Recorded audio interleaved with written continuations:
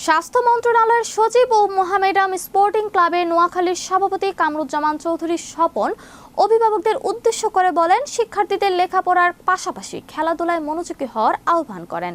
নোয়াখালী প্রতিনিধি আজিজ আহমেদ জানান, শুক্রবার বিকেলে নোয়াখালীর মাইজদির নোয়াখালী স্পোর্টিং ক্লাবের আয়োজন স্বাস্থ্য সচিবকে স্পোর্টিং ক্লাবের সভাপতি হিসেবে দায়িত্ব গ্রহণ করায় সংবর্ধনা প্রদানে অনুষ্ঠানে তিনি এসব কথা বলেন। নোয়াখালী জেলা প্রশাসক ও স্পোর্টিং ক্লাবের সাধারণ সম্পাদক হারুনুর রশিদ আজাদের সভাপতিত্বে উপস্থিত ছিলেন জেলা প্রশাসক মোহাম্মদ শফিকুল ইসলাম, স্পোর্টিং ক্লাবের শিক্ষা সম্পাদক অ্যাডভোকেট রবিউল হাসান পলাশ, জেলা যুবদলের সভাপতি মঞ্জুরুল আজিম সুমন, কেন্দ্রীয় স্বেচ্ছাসেবক দলের সাবেক প্রচার সম্পাদক সোনাইমুড়ি উপজেলার চেয়ারম্যান পদপ্রার্থী ভিপি মনির সহ অনেকেই উপস্থিত ছিলেন।